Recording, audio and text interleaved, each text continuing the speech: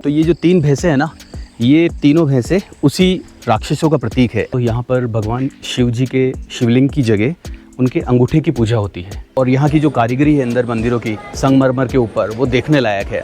एक कहानी और है इसके बारे में, मैं आपको बताता हूँ। जैसे इस भैंसे, ये जो आपको छेद दिखाई दे रहा है आपको, काफ़ी ज़्यादा हवा चल रही है दोस्तों यहाँ, बिल्कुल सुकून और शांति वाली जगह, और पास में ये झरना बहता हुआ।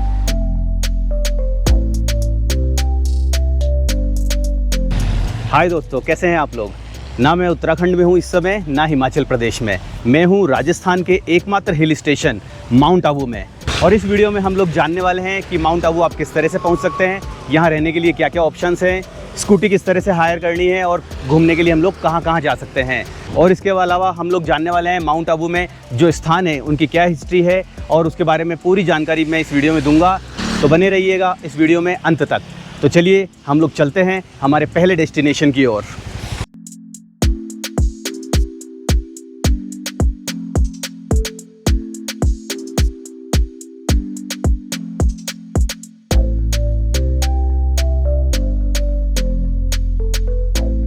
दोस्तों, इस समय मैं मौजूद हूँ नक्की लेक के पास, जो 114 फीट गहरी ऐसी बताई जाती है। यहाँ आप बोटिंग भी कर सकते हैं, बोटिंग का आनंद ले सकते हैं। लगभग 200 रुपये का भी, जो मैंने बोर्ड देखा, 200 रुपये से लेकर के 400 रुपये तक का इसका चार्ज रहता है। पेडल बोट भी है, शिकारा भी है, और इस तरह की अलग अलग तरह की बोट है। इसके अलावा यहाँ पीछे मेरे यहाँ एक मूर्ति है, गांधी जी की मूर्ति है, और पीछे की तरफ ये पूरा एक गार्डन बना हुआ है। इसमें भी आप आराम कर सकते हैं, बैठ सकते हैं। इसके पीछे की जो कहानी है, कुछ अलग तरह की कहानी है। कोई कुछ और कहानी बताता है, कोई कुछ और कहानी बताता है। जैसे कि एक कहानी ये भी बताई जाती है कि देवताओं ने इसे अपने नाखूनों से खोदा था। तो नक्की का मतलब नख की लेक, तो नाखूनों से खोदा इसलिए नख की लेक। इसके अलावा यहाँ से टोड रॉक भी दिखाई देता है। तो हम लोग यहाँ से पहले टोड रॉक की तरफ चलते हैं। और ये टोड रॉक जो है, नदी के बिल्कुल सहारे एक रास्ता बना हुआ है, उस रास्ते के सहारे हम लोग चलने वाले हैं और वो टोड रॉक तक पहुँचे। वैसे टोड रॉक पहुँचने के 2 रास्ते हैं, एक पहाड़ी से चढ़ करके जाता है और एक सीढ़ियों से जाता है। तो हम लोग सीढ़ियों वाले रास्ते का प्रयोग करेंगे। तो चलिए हम लोग कुछ देर यहाँ रुक करके फिर टोड रॉक के लिए चलते हैं।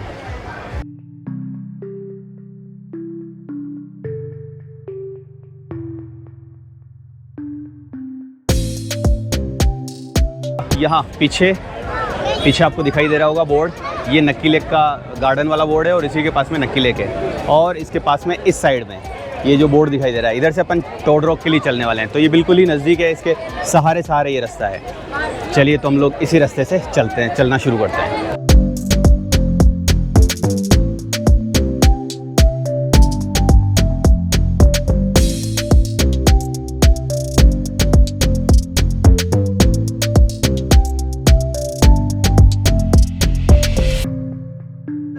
तो हाय दोस्तों, मैं इस समय मौजूद हूँ टोड रॉक के पास। और कुछ लोगों का ये मानना है कि टोड की आकृति की वजह से, यानी मेंढक की आकृति की वजह से इसका नाम टोड रॉक है। और कुछ लोगों का मानना है कि कर्नल टोड, जिन्होंने माउंट आबू की खोज की थी, उनके नाम की वजह से इसका नाम टोड रॉक रखा गया। चाहे जो भी बात हो, लेकिन फ़िलहाल तो यहाँ के आसपास के नज़ारे काफ़ी खूबसूरत हैं, और पीछे काफ़ी ग्रीनरी है, और एक अच्छी खासी खाई है, और आसपास कई लोग सेल्फी लेते हुए अभी आपको नज़र आएंगे। तो अच्छी फ़ोटोग्राफ़ी यहाँ पर आप कर सकते हैं। तो हम भी यहाँ पर थोड़ी देर रुकते हैं और कुछ फ़ोटो क्लिक करेंगे, और उसके बाद हम लोग निकलेंगे अपने अगले डेस्टिनेशन के लिए।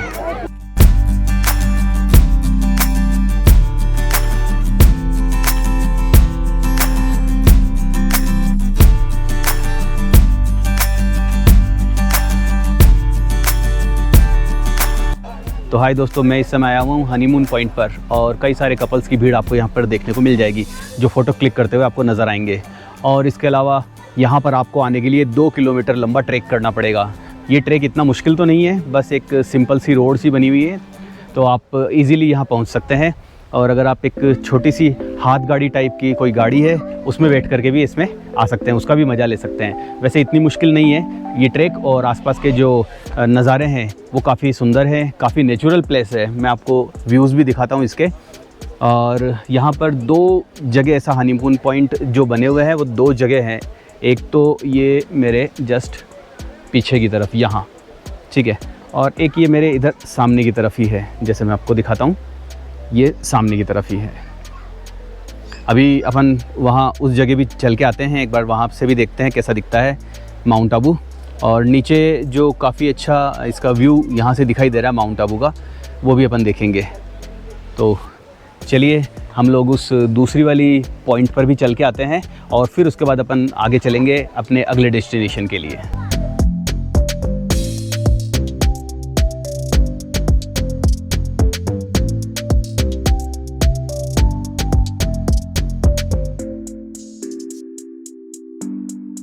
तो दोस्तों, हनीमून पॉइंट पर जाते समय मुझे ये जगह काफ़ी पसंद आई। एक छोटा सा पुल बना हुआ है और काफ़ी नेचुरल सी जगह लगी मुझे यहाँ, बिल्कुल सुकून और शांति वाली जगह। और पास में ये झरना बहता हुआ, आपको झरने की आवाज़ भी सुनाई देगी शायद। तो मानसून में ये काफ़ी जगह बहुत ही सुंदर दिखाई देती है। जब आप लोग भी यहाँ आएँ तो कुछ देर यहाँ बिता सकते हैं।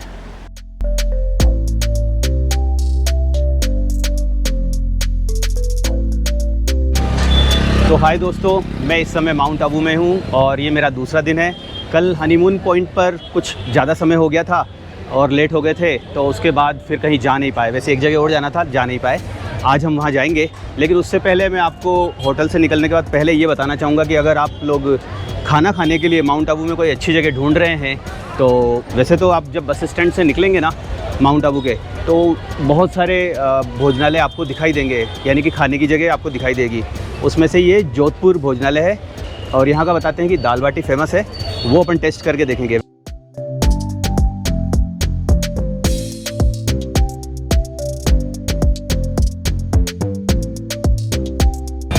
खाना हो गया है दोस्तों, तो अब हम लोग चलते हैं अपने अगले डेस्टिनेशन के लिए। और मैं आपको बता दूं कि मैं अब जिस रूट पे जाने वाला हूं वहां पर पहले अर्बुदा देवी, देलवाड़ा जैन मंदिर और अचलगढ़ और उसके बाद गुरु शिखर, ये पॉइंट हैं। लेकिन मैं सबसे पहले गुरु शिखर जाऊंगा एंड देन अचलगढ़ और फिर उसके बाद देलवाड़ा और अर्बुदा देवी, मैं इस तरह से करूंगा। तो चलिए हम लोग सबसे पहले गुरु शिखर की ओर चलते हैं। और इसके अलावा मैं आपको बता दूं कि यहाँ पर आप स्कूटी भी रेंट कर सकते हैं।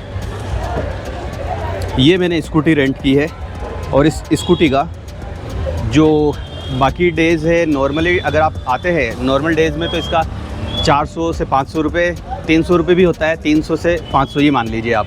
और इसके अलावा अगर आप सैटरडे संडे अगर भीड़ ज़्यादा है तो डिपेंड करता है कि क्राउड कितना है। अगर क्राउड ज़्यादा है तो 1000 रुपये, और जैसे कल तो हद ही हो गई, अभी लगातार कुछ 3 छुट्टियाँ आ गई थी तो वहाँ उस समय तो 1000, 1500 और 2000 भी मांगे एक ने। तो यहाँ पर बिल्कुल भी ऐसा नहीं है कि भाई आपको एक फ़िक्स रेट है, तो आप उसमें बार्गेन भी कर सकते हैं। चलिए हम लोग चलते हैं अपने अगले डेस्टिनेशन के लिए।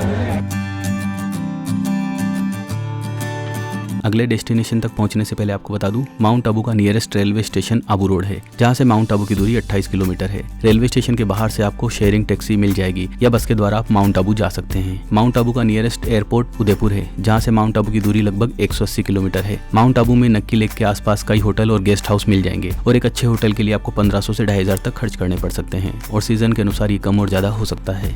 तो दोस्तों, इस समय मैं मौजूद हूँ गुरु शिखर और गुरु दत्तात्रेय भगवान को ये समर्पित है, जो भगवान विष्णु के अवतार भी बताए जाते हैं। और पूरे रास्ते बारिश ने भी पीछा नहीं छोड़ा मेरा। और इसके अलावा एक चीज़ और बता दूं मैं आपको कि अगर आप वीकेंड पे आ रहे हैं सैटरडे संडे, तो फिर काफ़ी भीड़ भी मिलने वाली है। तो अगर आप मेरी सलाह लें तो वीकेंड को अवॉइड करना, सैटरडे संडे को, क्योंकि माउंट आबू पर बहुत ज़्यादा भीड़ हो जाती है और आपको यहाँ घूमने में भी इतना आनंद नहीं आएगा। तो चलिए हम लोग मंदिर की ओर चलते हैं, फिर अपन आगे बात वहाँ करेंगे इस मंदिर के बारे में।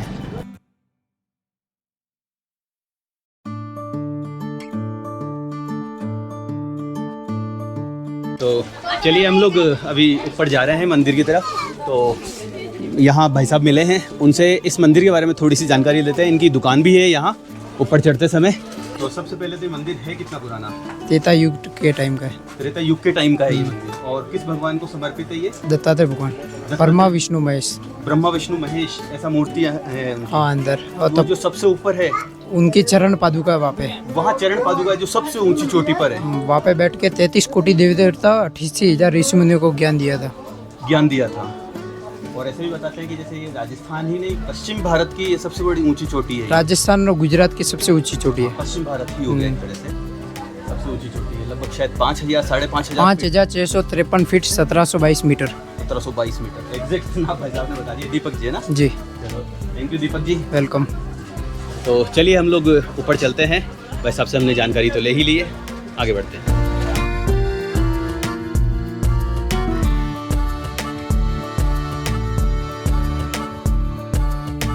काफ़ी ज़्यादा हवा चल रही है दोस्तों यहाँ, और पीछे ही मंदिर है, ऊपर भी चल के एक बार आते हैं अपन।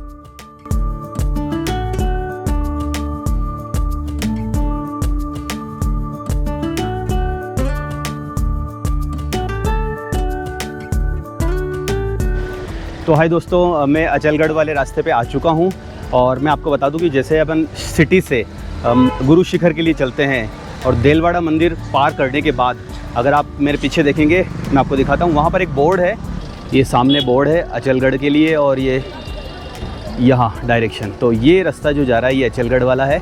लगभग 2 किलोमीटर बताते कि यहाँ से है, और लगभग 3 किलोमीटर लिखा है यहाँ पर, 3 किलोमीटर है, और गुरु शिखर यहाँ से 8 किलोमीटर है। तो अपन गुरु शिखर तो मैं जाके आ चुका हूँ, जैसा कि मैंने आपको बताया था कि पहले मैं गुरु शिखर गया, अभी मैं अचलगढ़ जाने वाला हूँ। तो चलिए, यहाँ से लगभग 3 किलोमीटर दूरी पे अचलगढ़।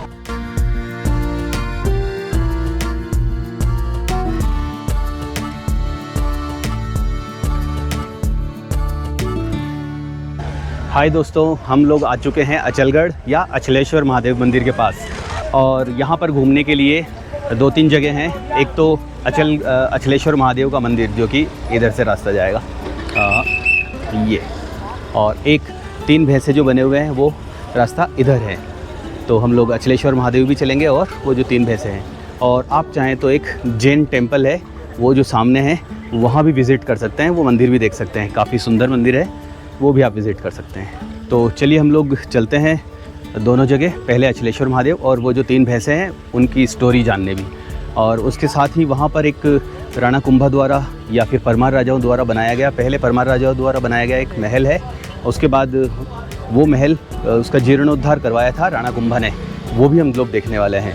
और वो जो 3 भैंसे हैं वहाँ पर, उनकी, या 3 पाड़े लिखे हुए हैं यहाँ पर, 3 भैंसे हैं, उनकी क्या स्टोरी है, एक कहानी है उसके पीछे, एक नहीं एक्चुअली 2 कहानियाँ हैं। वो दोनों कहानियाँ मैं आपको बताने वाला हूँ, सच क्या है वो आप मुझे बताइएगा।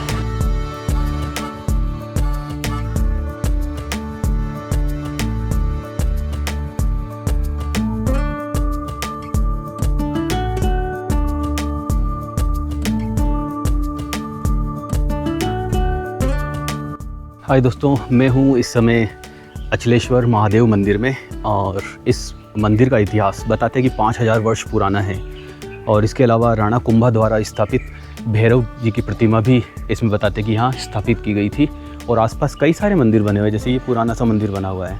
और अगर आप नेचुरल प्लेस और ऐसी स्थान पर जाना चाहते हैं, ऐसे मंदिरों में जाना चाहते हैं जहाँ पर भीड़ कम ही हो और आराम से यहाँ देख सकें, यहाँ के इतिहास को जान सकें, तो आप इस मंदिर में ज़रूर आइएगा।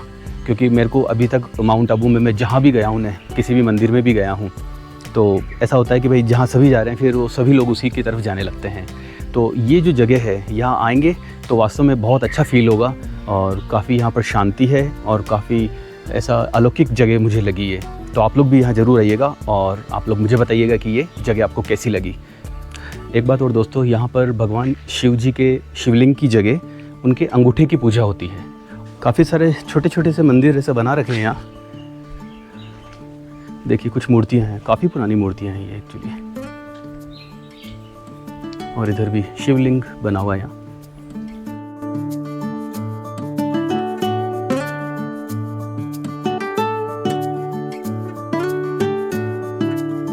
हाय दोस्तों, मैं इस समय वही जो 3 भैंसे हैं या 3 पाड़े हैं, वहाँ पीछे वहाँ जो बोर्ड था उस पर ये लिखा हुआ है, उनका जो इतिहास है उसके बारे में मैं आपको बता देता हूँ कि यहाँ ऋषि मुनि तपस्या किया करते थे, इसी कुंड से घी लेकर के तपस्या किया करते थे, और 3 राक्षस थे यहाँ, और वो 3 राक्षस उन ऋषि मुनियों को परेशान किया करते थे।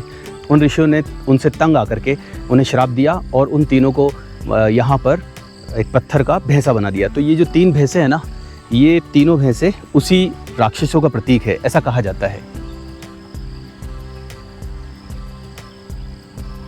मैं आपको आगे से दिखाता हूँ एक बार ये तीनों, और एक कहानी और है इसके बारे में, मैं आपको बताता हूँ। जैसे इस भैंसे, ये जो आपको छेद दिखाई दे रहा है, आपको मैं आपको नज़दीक से दिखाता हूँ। ये छेद आपको यहाँ भी दिख रहा होगा, और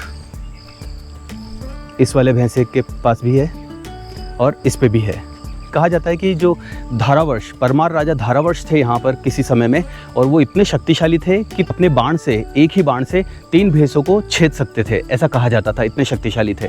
इसलिए उसके प्रतीक के रूप में यहाँ पर ये तीनों भैंसों की मूर्ति लगाई गई।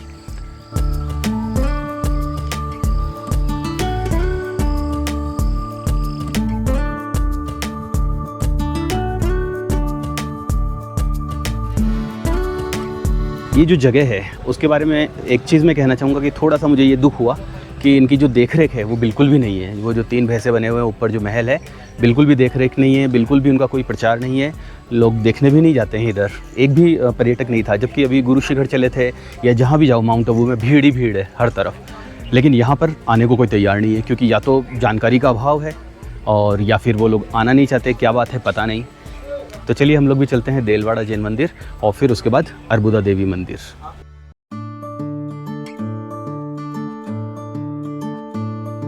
तो दोस्तों इस समय मैं मौजूद हूँ देलवाड़ा जैन मंदिर में, और जैसा कि आपको पता है यहाँ पर फोटोग्राफी अलाउड नहीं है अंदर, तो अंदर के विजुअल्स मैं आपको दिखा नहीं सकता।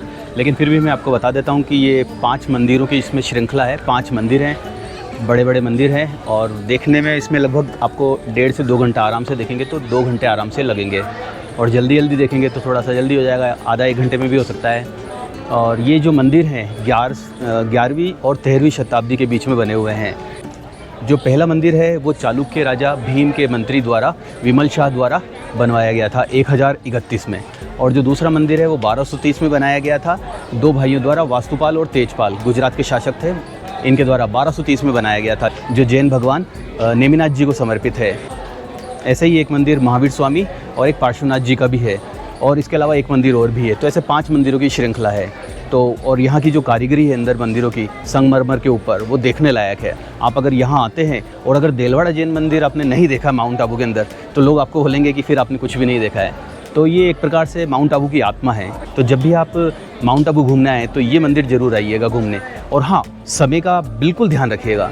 तो ये मंदिर 12 से लेकर 5, ये जो समय है 12 से 5 के बीच ही रहता है। तो 12 के बाद आना है और 5। अच्छा, इसके अलावा इसका कोई चार्ज नहीं है, तो आप लोग फ्री ऑफ कॉस्ट भी इसको घूम सकते हैं। और जो कैमरे हैं वो बाहर ही जमा कराने पड़ेंगे, जिसका चार्ज लगभग शायद 50 रुपये रहता है, वो दे करके आपको यहाँ बाहर जमा कराना है। बाकी यहाँ पर कोई चार्ज नहीं है इसको मंदिर को देखने का। चलिए फिर हम लोग चलते हैं अपने अगले डेस्टिनेशन के लिए, और अंतिम डेस्टिनेशन के लिए अर्बुदा देवी।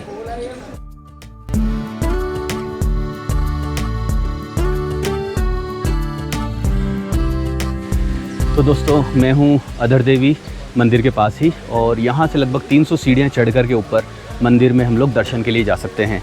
और अधर देवी नाम या अर्बुदा देवी भी कहते हैं। तो अधर देवी इसलिए क्योंकि यहाँ पर देवी सती के होठ गिरे थे, और 52 शक्तिपीठों में से एक शक्तिपीठ ये भी है। जैसा कि नैनीताल के अंदर जो नैना देवी टेम्पल है वहाँ नैन गिरे थे, उसी प्रकार से यहाँ पर देवी के अधर यानी कि होठ गिरे थे, इसलिए ये शक्तिपीठ यहाँ पर बना हुआ है। तो जब भी आप माउंट आबू आएँ तो ये 52 शक्तिपीठों में से एक ये शक्तिपीठ भी देख सकते हैं। छोटी छोटी राहें। तो दोस्तों वक्त हो चुका है फिर से लौटने का, और हम फिर मिलेंगे भारत की एक और डेस्टिनेशन के साथ। तब तक के लिए अपना और अपनों को ख्याल रखिएगा। जय हिंद, जय भारत। लंबे